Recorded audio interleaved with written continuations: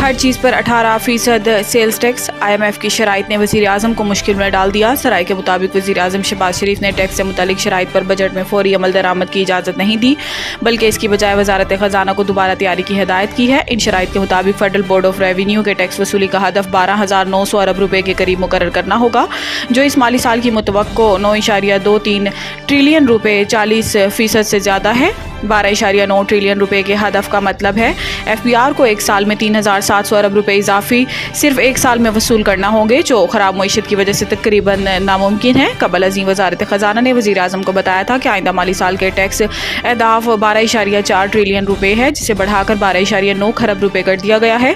Reporter ने कहा है कि इस्लाहाती प्रोग्राम का मकसद पाकिस्तान को मुआशी इस्तेहकाम से मजबूत, जामिया और लचकदार तरक्की की तरफ लेकर जाना है। पाकिस्तान जामिया तरक्की के लिए अवामी मालियात को मुस्तहकम करने की मनसूबाबंदी कर रहा है, ताकि मईशत बेहतर बनाकर कमजोरियों को कम किया जा सके। पिशावर में लोड शेडिंग से तंग अवाम ने खुद ग्रिड स्टेशन में घुसकर बिजली खोल दी। पिशावर के शहरियों ने बिजली की लोड शेडिंग के खिलाफ रुकन सूबाई असम्बली फजल इलाही की क़यादत में 1000 ख्वानी ग्रिड स्टेशन के बाहर एहतजाज किया, जहाँ एहतजाज के दौरान इलाका उमायदीन और दीगर रिहायशी ग्रिड स्टेशन के अंदर मौजूद रहे। एहतजाजी मुजाहरे में शामिल अहले इलाका ने ग्रिड स्टेशन से खुद बिजली बहाल कर दी। रुकन सूबाई असम्बली फजल इलाही का कहना था कि तमाम फीडर्स जाकर बिजली बहाल कराएंगे। इलाका उमायदीन ग्रिड स्टेशन में बिजली बहाल रखेंगे।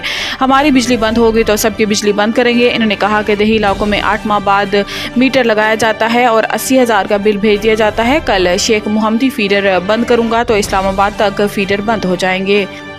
जस्टिस मोहसिन अख्तर कियानी का लापता अफराद के केसेस बराह रास्त नशर करने का हुक्म। इस्लामाबाद हाई कोर्ट ने शायर अहमद फरहाद बाजियाबी केस की तहरीरी हुक्मनामा जारी किया, जो 8 सफ़ात पर मुश्तमिल है। जस्टिस मोहसिन अख्तर कियानी की जानिब से उर्दू में हुक्मनामा जारी किया गया, जिसमें जस्टिस मोहसिन अख्तर कियानी ने लापता अफराद के तमाम केसेस बराह रास्त नशर करने का हुक्म देते हुए सेक्टर कमांडर ISI MI और डायरेक्टर IB को 29 मई को ज़ाती हैसियत में तलब कर लिया। अदालत ने वज़ीर कानून, सेक्रेटरी दिफा दाखिला को भी 29 मई को ज़ाती हैसियत में तलब किया है। इस्लामाबाद हाई कोर्ट ने कहा है कि शायर अहमद फरहाद आइंदा समाज से पहले बाजियाब हो तो रजिस्ट्रार ऑफिस को तहरीरी रिपोर्ट दी जाए। 20 मई को इस्लामाबाद हाई कोर्ट ने शायर अहमद फरहाद गुमशुदगी केस में सेक्रेटरी दिफा और सेक्रेटरी दाखिला को अगले दिन तलब किया था और ISI के सेक्टर कमांडर के बयान पर मबनी रिपोर्ट भी पेश करने का हुक्म जारी किया था।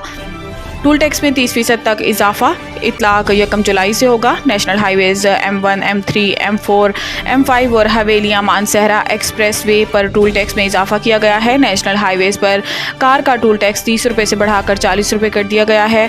वैगन का टूल टैक्स 50 रुपये से बढ़ाकर 70 रुपये कर दिया गया है। नेशनल हाईवेज पर बस का टूल टैक्स 100 रुपये से बढ़ाकर 130 रुपये कर दिया गया।